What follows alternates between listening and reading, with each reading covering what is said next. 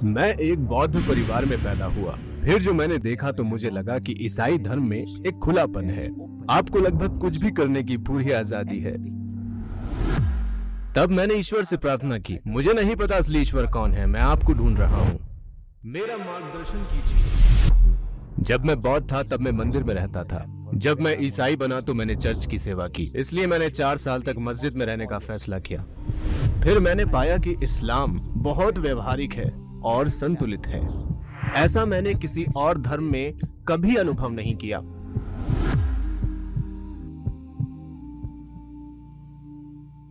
अस्सलाम वालेकुम शेख हुसैन जी। वालेकुम अस्सलाम वरहमतुल्लाहि वबरकातुहू। तो मैं अपने सवालों की शुरुआत ये पूछकर करना चाहता हूँ कि शेख हुसैन ये कौन है? क्या आप हमें अपने जीवन के बारे में संक्षेप में बता सकते हैं?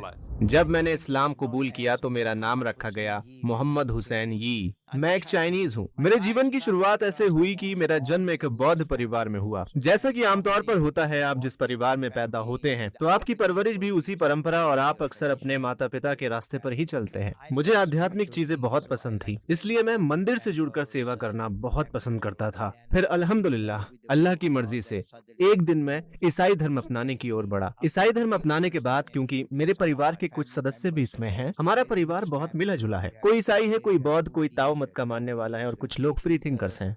फिर अल्हम्दुलिल्लाह अल्लाह की मर्जी से मैं किसी ऐसी चीज की तलाश में था जो मेरे दिल को सुकून दे सके और जिसमें मैं यकीन कर सकूं। सिर्फ सुनी सुनाई बात नहीं, बल्कि कुछ ठोस, ऐसा यकीन जिसमें सबूत हो। फिर अल्हम्दुलिल्लाह अल्लाह की मर्जी से 1968 में मैंने हजरत उमर इब्न खत्ताब की जीवनी पढ़ी और उसके बाद मैं मुसलमान बन गया और इस तरह मैंने 1968 से मुस्लिम के रूप में अपना जीवन शुरू किया। तो जब आप बौद्ध धर्म का पालन कर रहे थे तब आपका जीवन आस्था के मामले में कैसा था?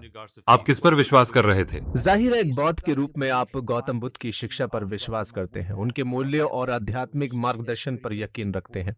सबसे अहम बात जो वो सभी को समझाने की कोशिश कर रहे थे कि दुख एक हकीकत है। तो क्या वो आखिरत में विश्वास करते थे? क्या उन्होंने आखिरत की शिक्षा दी या वो एक ईश्वर में आस्था रखते थे? मुसलमान बनने के बाद मुझे ऐसा एहसास हुआ कि वो जानते थे, इसलिए वो प्रार्थना करते थे, वो सजदा भी करते थे। उनकी प्रार्थना में आप एक गहराई देख सकते हैं। जब आप सुख और दुख की बात को देखते हैं तो आप समझते हैं कि अल्लाह ने क्या कहा है। वलक़द बाअसना फी कुल्ली उम्मतिन रसूला। मेरा मानना है कि अल्लाह ने फरमाया, निश्चित ही हमने हर कौम की तरफ एक रसूल भेजा। कुरान में 25 नबियों का उल्लेख हुआ है, लेकिन बहुत से नाम कुरान में उल्लेख नहीं हुए। मैं नहीं जानता, लेकिन मुझे महसूस होता है कि शायद वो भी उन्हीं में से थे, क्योंकि उन्होंने कभी नहीं कहा कि लोग उनकी पूजा करें। उन्होंने कभी ये नहीं कहा कि कोई ईश्वर नहीं है, बल्कि वो खुद सजदा करते थे। वो हमेशा किसी अदृश्य ताकत से बात करते थे। बाकी उनके अनुयायी ने बाद में क्या किया, वल्लाहु आलम। ये बिल्कुल मूसा और ईसा की तरह है। ईसा ने कभी ये नहीं कहा कि वो ईश्वर हैं या ईश्वर के बेटे हैं। अब उनके अनुयायी कहते हैं कि वो ईश्वर हैं, वो पिता हैं, पवित्र पुत्र हैं और सब कुछ एक में है। ये ईसा की गलती नहीं है, ये उन लोगों की गलती है जो उनके बाद आए। लोगों ने नया धर्म बना लिया और उनका नाम इस्तेमाल किया। तो मैं पर्सनली फील करता हूँ कि जब से मैं मुस्लिम बना तो मैं बेहतर तरीके से समझ पाया जो गौतम बुद्ध कर रहे थे और उन्होंने कैसे सभी को तस्कियत नफ्स की ट्रेनिंग दी कि अपनी इच्छा के गुलाम मत बने। ये दुनिया कुछ भी नहीं है। और किस बात ने आपको अपनी आस्था पर सवाल उठाने पर मजबूर किया? वो कौन सी चीज थी जिसने आपको सवाल करने पर मजबूर किया? मेरे लिए, क्योंकि मुझे बचपन से ही आध्यात्मिक चीजें पसंद थीं। अगर कोई शैतान, भूत या फरिश्ते की बात करता तो मैं उन्हें अनुभव करना चाहता था, अगर संभव होता। अगर लोग कहते हैं कब्रिस्तान मत जाना, वहाँ भूत होते हैं, तो मैं वहाँ जाना चाहता था। हाँ, बस कुछ घंटों के लिए, अगर एक रात वहाँ सोने को मिल जाए। हमने कोशिश की, पूरी कोशिश की, जिंदगी में नए अनुभव लेने की, क्योंकि ये सब किताबों में नहीं मिलता।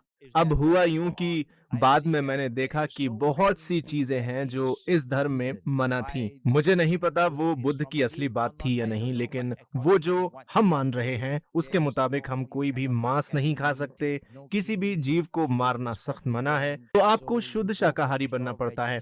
मतलब ये कि आप दुनिया से खुद को अलग कर लेते हैं। तो एक नौजवान होने के नाते मुझे लगता है कि कुछ तो कमी है इसमें, ये संतुलित नहीं लगता। मेरे लिए तर्क संगत नहीं था, लेकिन हाँ, कुछ अच्छी बातें थीं, जैसे कि इंसान को विनम्र रहना चाहिए,